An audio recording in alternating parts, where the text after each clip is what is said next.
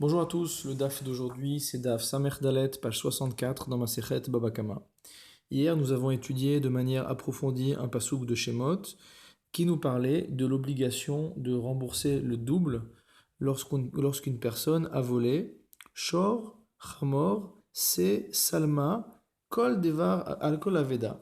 Donc un taureau, un âne, un agneau, un vêtement ou toute perte, etc., etc. dans le pasouk. Et donc on s'était posé énormément de questions concernant la nécessité de tous ces termes et les différentes choses qu'on pouvait déduire de la présence de ces termes. La Gemara, à ce stade, la Braïta en l'occurrence, nous dit Yomar Shor Se Ugneva, nous sommes à la deuxième ligne du Hamoud Aleph de Daf Samer Dalet, Yomar Shor Se Ugneva, Veakol Bichlal. La Torah aurait très bien pu se limiter à citer le taureau, l'agneau et le vol, et dans ce cas-là, on aurait pu tout inclure, c'est-à-dire qu'il n'y avait pas nécessité de rajouter le terme de Chamor. Pourquoi Iluka Haïti Omer, si j'avais dit les choses de cette manière-là, c'est-à-dire sans citer Chamor, j'aurais dit Ma'aprat meforash davar hakadosh bifrora, que de la même manière que les animaux qui sont explicités, c'est des animaux qui sont sanctifiés par la loi du premier-né, donc des animaux cachers, Afkol davar hakadosh bifrora, j'inclurai du coup tous les animaux qui sont concernés par le din, par la loi de la sainteté du premier-né. Raison pour laquelle la Torah a rajouté le terme de Hamor, parce qu'en fait, Hamor, j'aurais pu l'apprendre directement par ce raisonnement-là. Donc si la Torah m'a rajouté Hamor, c'est que ce n'est pas la conséquence que je veux tirer de la présence de Shor et de Se dans le Pasuk. Donc la Braïta demande, Mayesh lecha lehavi, qu'est-ce que j'ai à tirer du coup si on avait dit juste Shor, Se et Gneva, qu'est-ce que j'aurais eu à tirer comme din supplémentaire du terme Gneva, du terme vol? Je peux dire Chamor. Kshuomer Chamor. Mais maintenant que le mot Chamor est dit de manière explicite, Hare Chamor, amour, ça veut dire que je n'ai plus besoin de Gneva pour apprendre le din de l'âne. Hamani Mekayem Gneva. Alors à quoi je vais appliquer le terme de Gneva? Qu'est-ce que je vais tirer comme enseignement supplémentaire du mot de Gneva? Les rabot, kol davar, c'est pour inclure toute chose, c'est-à-dire comme on avait vu au-dessus, toute chose qui est un bien meuble et qui ait une valeur financière propre de son corps. Maintenant, la Braïta pose une autre question. On aurait pu dire Yomar Shor Vachamor Se Ugneva Vakol Bichlal. On aurait pu dans ce cas-là citer le cas du taureau, de l'âne, de l'agneau et du vol. Veakol Bichlal, et tout aurait été inclus. C'est-à-dire, comme explique Rashi, Chaim, des mashma, les rabot kolba les Chaim, la mali. Pourquoi j'ai besoin de rajouter le terme Chaim qui vient m'indiquer que tous les animaux sont inclus? La Braïta répond, Ilou kar haïti omer. Si ça avait été comme ça, j'aurais dit quoi? Ma'aprat meforash ba'alechaim. De même que ce qui est précisé dans la règle particulière, il s'agit d'animaux. Av kol ba'alechaim. De même, j'inclurai tous les animaux. Du coup, mayesh lecha lehavi. Du coup, qu'est-ce qu'on va devoir inclure en rajoutant le mot gneva? Sh'ar ba'alechaim. Est-ce que on va inclure les autres animaux? Ksheomer chaim, are chaim amour. Lorsqu'on a dit chaim, donc ça c'est déjà fait. Alors qu'est-ce qu'on va rajouter? Ma hamani mekayem gneva. Comment je vais donner une conséquence halachique au terme de gneva? Les rabot kol davar, pour inclure toute chose qui est un bien meuble et qui a une valeur financière.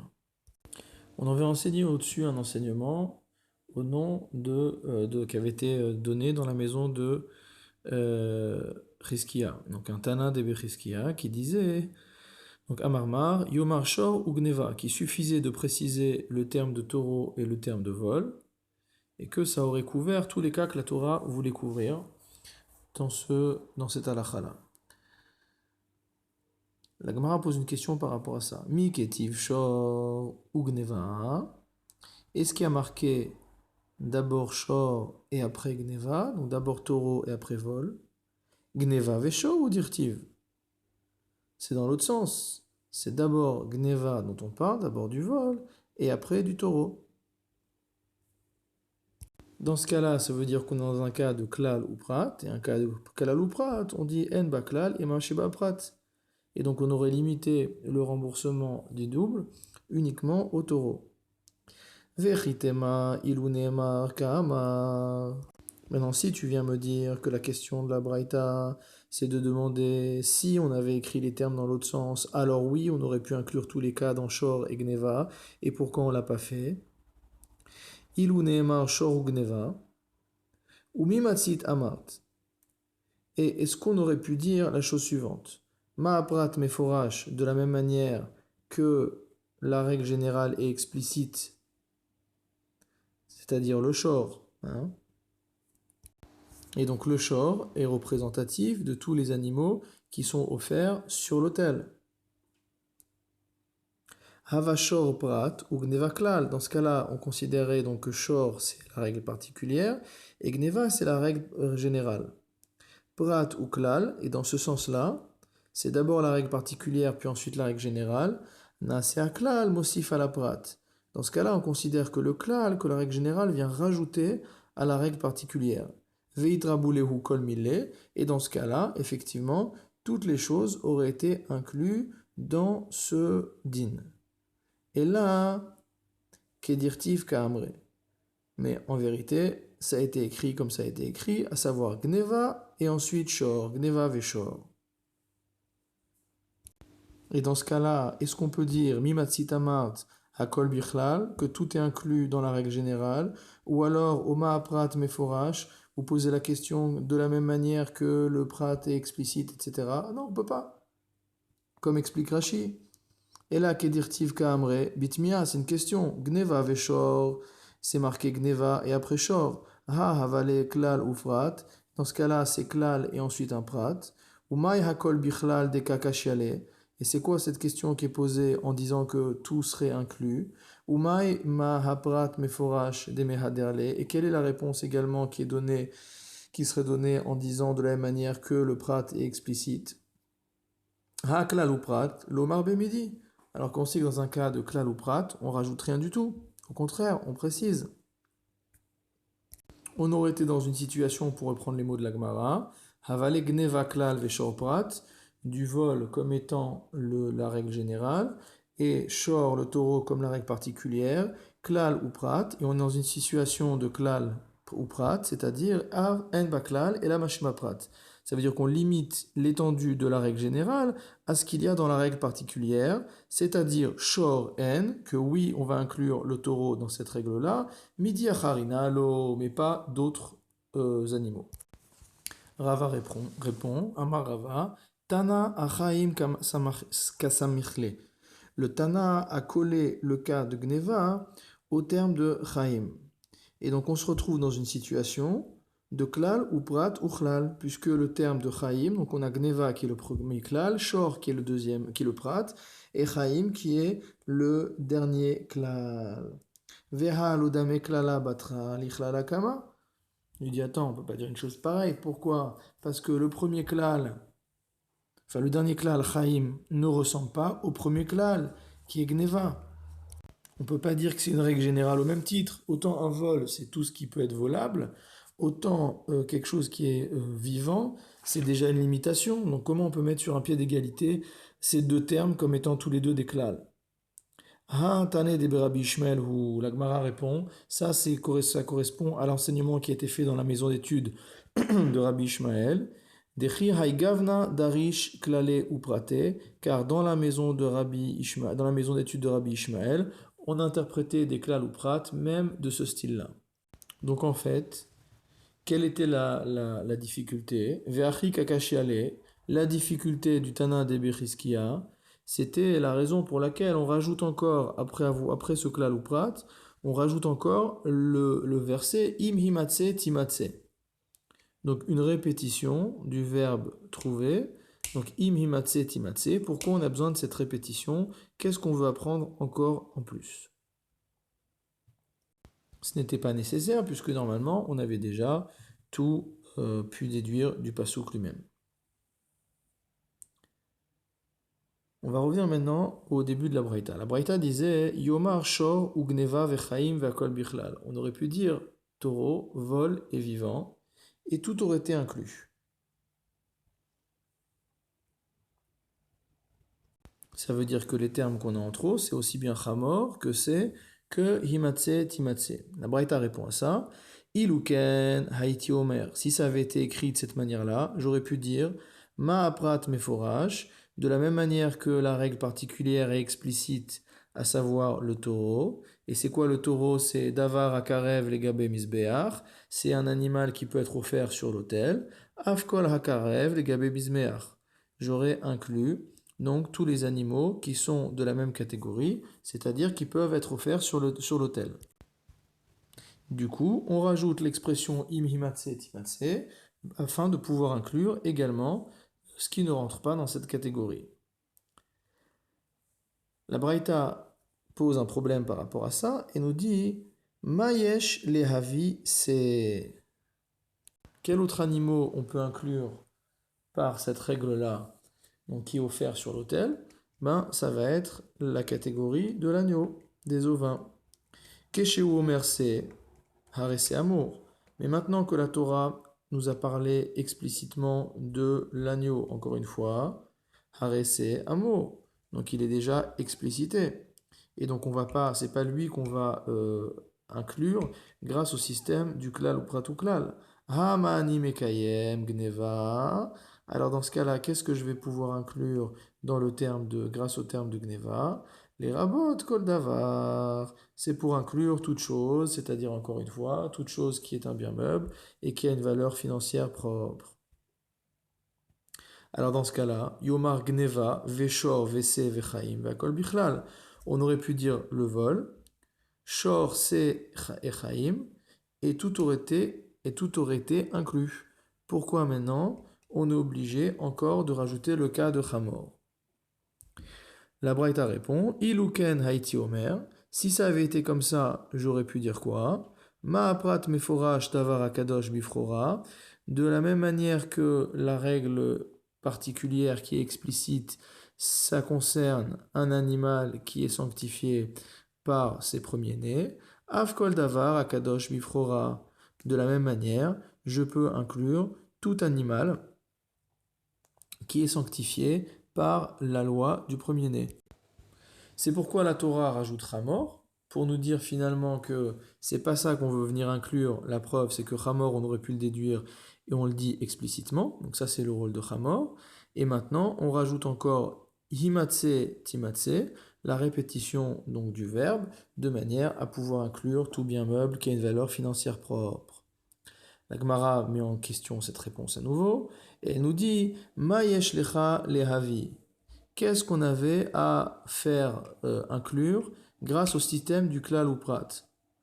Chamor, c'est le cas de l'âne, comme on vient de le dire au-dessus. Kshéu omer chamor, hare chamor amour. Donc lorsque la Torah, elle te dit chamor explicitement, bah, l'âne, il est déjà inclus. Hama ani mekayem. Donc qu'est-ce qu'on vient rajouter avec le terme de gneva? Les rabots, kol davar, c'est pour inclure toute chose qui est un bien meuble et qui a une valeur financière.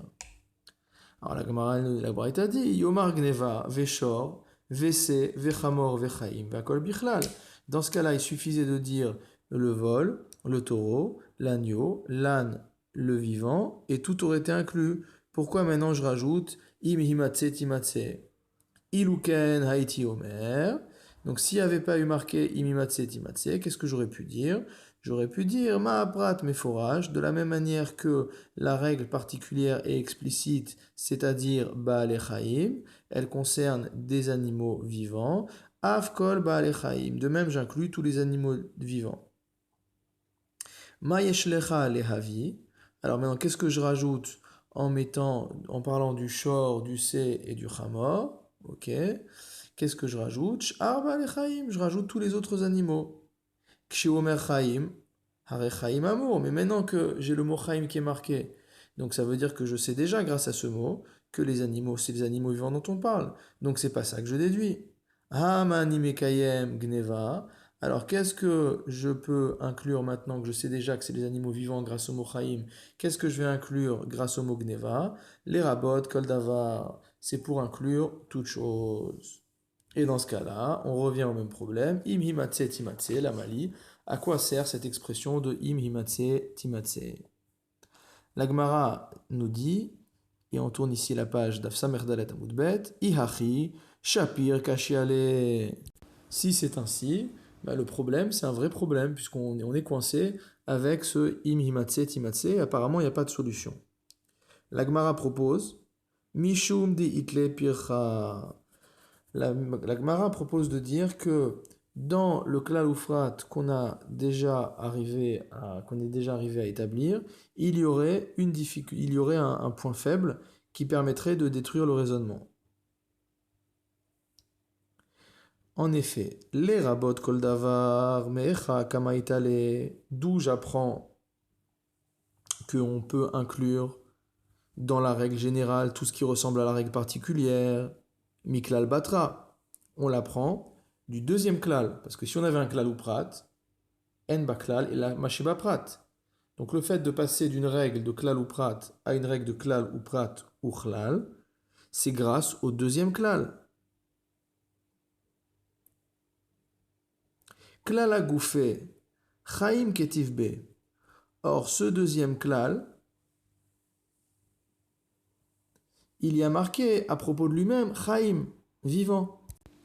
Et donc finalement, si j'utilise un klal ou prat ou chlal pour apprendre les animaux vivants, mais que le deuxième klal c'est lui-même vivant, donc on ne peut pas dire qu'on restreint le klal à ce qui fait partie, à ce qui est explicite dans le prat, puisque le klal lui-même est déjà restreint aux animaux vivants. Donc la Gemara nous dit, klal ou prat ou chlal, maï kamahanele, à quoi ça sert de faire un tel raisonnement, alors qu'on a déjà dit explicitement chaim? Il est atouillé kol davar. Si tu viens me dire que c'est pour inclure toute chose, tout bien meuble qui a une valeur financière en soi, ha chaim ketiv.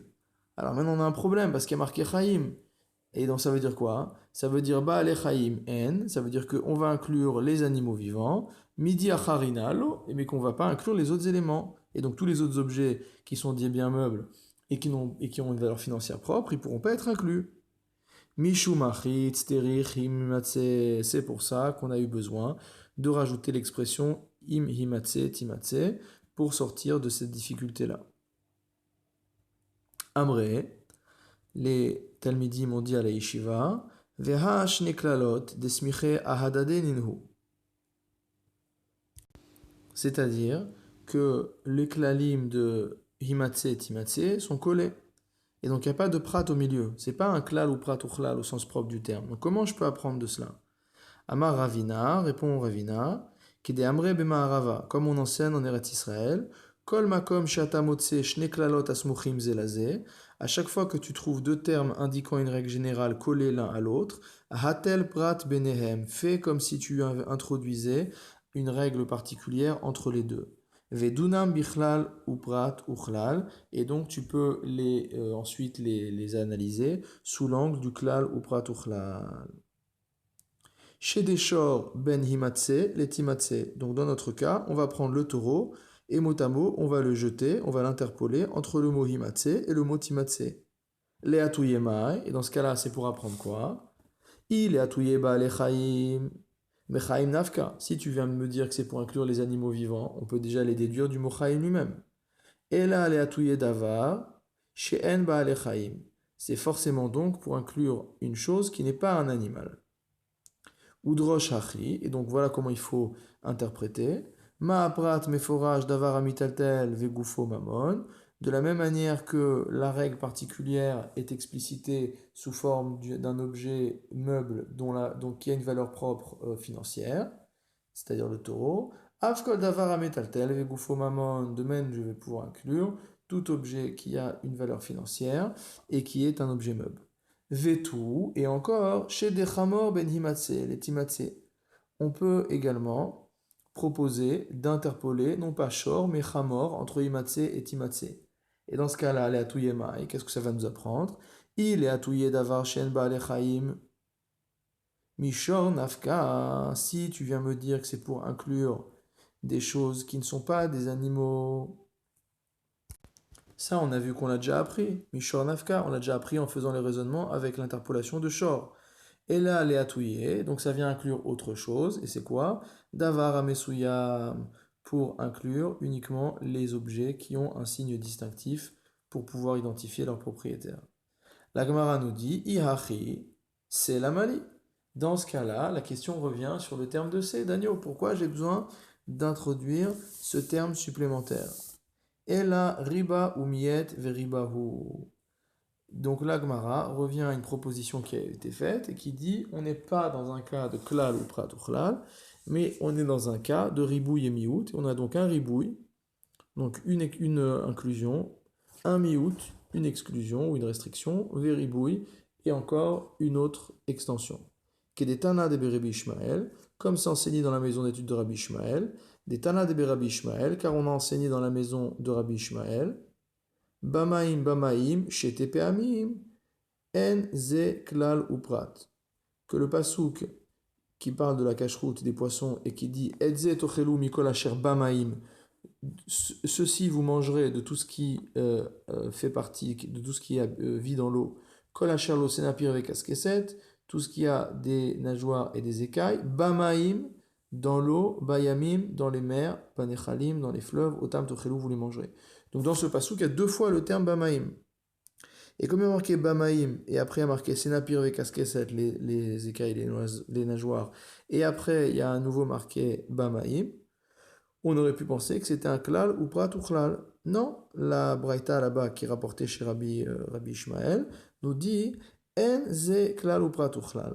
Et là, ribouille, riba ou miet veriba. Mais on va interpréter ça sous l'angle du ribouille vemiout, en disant il y a eu d'abord une extension, puis une restriction, puis une extension. Et donc dans le cas où il y a ribouille, miout et ribouille, quelle est la règle? Riba kol, ça veut dire qu'on inclut tout. Maï riba, rabé kol milé. Et donc de la même manière, en ce qui concerne les tachloum et kefel, les remboursements du double de l'objet, qu'est-ce qu'on a inclus? On a tout inclus, tous les objets. Ihachi, alors maintenant la Gemara elle te dit, si c'est comme ça, kol haneprate la mali, pourquoi j'ai besoin de détailler le taureau, l'agneau, l'âne, etc. Si on pouvait apprendre de manière aussi facile, par ribouille, miout et ribouille, l'inclusion de tous ces cas dans le klal ou prat ou chlal. Alors la Gemara va répondre, chad les maoté karka, le premier élément particulier, il vient pour exclure karka, les terrains. Vechad les maoté avadim, le second pour exclure les esclaves, qui ont été comparés au terrain.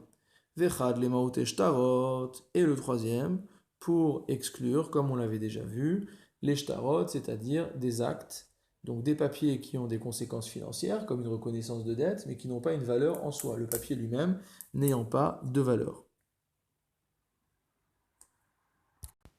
Quant au terme de gneva vechaim, du vol et de vivant, les chiderav, ils sont venus pour permettre d'enseigner l'enseignement qu'a fait Rav, des amar achaye les keren kien sheganav.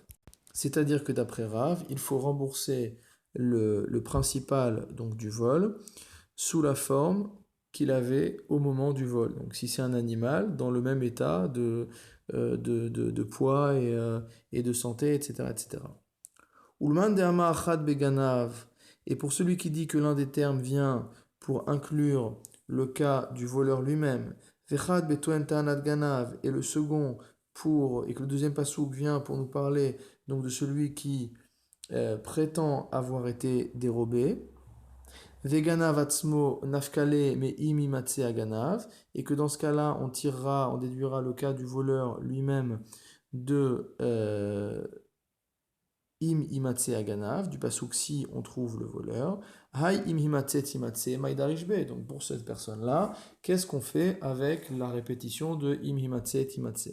La Gemara répond, mi baele, on en a besoin, l'ichdé Rava bar ahilai, pour enseigner l'enseignement de Rava bar ahilai, de Amar Rava bar ahilai, car Rava bar ahilai a enseigné, Maït arma de Rav, de Amar mode biknas vachakar baouedim patour. Quelle est la raison pour laquelle Rav a enseigné que quelqu'un qui reconnaît devoir payer une amende et qu'après il y a des témoins qui sont venus pour démontrer qu'il devait le payer. Donc dans un premier temps, il a reconnu de son propre chef. Dans un deuxième temps, il y a deux témoins qui sont venus pour le forcer à payer, pour établir de manière certaine, sans avoir besoin de sa reconnaissance à lui. Malgré tout, Rav dit que dans ce cas-là, on n'est pas tour. Et on reste dans le même cas qu'un cas simple de modé biknas patour, malgré la venue des deux témoins. Dirtiv, d'après Rava bar Ahilai, on l'apprend du pasuk qui nous dit Im himatse timatse. Pourquoi il y a la répétition Im himatse be'edim, si on trouve donc via des témoins, timatse, mot, il sera trouvé également chez le juge, ça veut dire qu'il aura besoin de payer le double, prat le marchia et atzmo, à l'exclusion de celui qui s'est lui-même auto-accusé, donc qui a confessé son vol et pour lequel il n'y a pas eu de témoignage. Pardon, bien qu'il y ait eu un témoignage. Dès lors qu'il y a confession, reconnaissance volontaire du voleur sur son obligation de payer le kefel, même si il y a des témoins qui viennent, il est quand même pas tout. Ulman de Amar Tarvai ou Betoen Ta'anat Ganav. Et maintenant, pour celui qui pense que les deux psukim viennent nous parler de celui qui affirme avoir été volé, alors que c'est lui qui a volé l'objet qu'on lui avait mis en gage. Dehai imimatse timatse mapikle beganav atzmo, qui utilise donc le pasouk de imatse timatse à déduire le cas du voleur lui-même. Marchia atzmo menala, d'où ils vont apprendre le fait que si la personne s'auto-accuse, elle n'aura pas à payer le kefel, même s'il y a des témoins qui viennent par la suite confirmer. Mais Asher Yarshiun Elohim, Velo Amarshia Atzmo, ils apprennent du pasuk qui dit Asher Yarshiun Elohim, mot que les juges rendront coupable, Velo Marshia et Atzmo, et ça exclut le cas de celui qui se rend lui-même coupable. Ulman de Amar Chad Beganav, Vechad Betoan Tanat Ganav, maintenant pour celui qui pense que l'un des deux psukim parle du voleur lui-même, et que le deuxième pasuk parle de celui à qui on a remis un objet en gage et qui a prétendu qu'on lui avait volé, de Aitele Mehimatse Timatse, les Marshia et Tatsmo, qui va utiliser le verset de Imimatse Timatse pour celui qui s'auto-accuse. Hai Asher Yarshiun Maïdarishbe, qu'est-ce qu'il va apprendre du pasouk qui nous dit que c'est uniquement dans le cas où le tribunal déclarera coupable la personne. Amarla, il te répondra, Haou Mibaele, que ce pasouk-là j'en ai besoin, les modé Biknas Patour, pour la règle qui nous affirme que celui qui reconnaît devoir payer une pénalité en est dispensé dans le cas uniquement où il n'y a pas de témoins qui viennent après pour affirmer sa culpabilité. Maintenant, quant à celui qui pense que les deux psukim nous parlent d'une personne qui prétend qu'on lui a dérobé le gage qui lui avait été remis, mais celui-là, on est forcé de dire que une personne qui reconnaît être coupable, enfin être redevable de payer une amende, mais que cette confession a été suivie par un témoignage, que dans ce cas-là, la personne est bien obligée de payer ce knas. Maintenant, pour celui qui dit qu'il y a un passouk qui parle du voleur lui-même et un passouk qui parle de celui qui prétend avoir été volé, des nafkale ganav mehatam, qui lui apprend l'obligation de payer le kefel pour le voleur du pasouk imimatse timatse,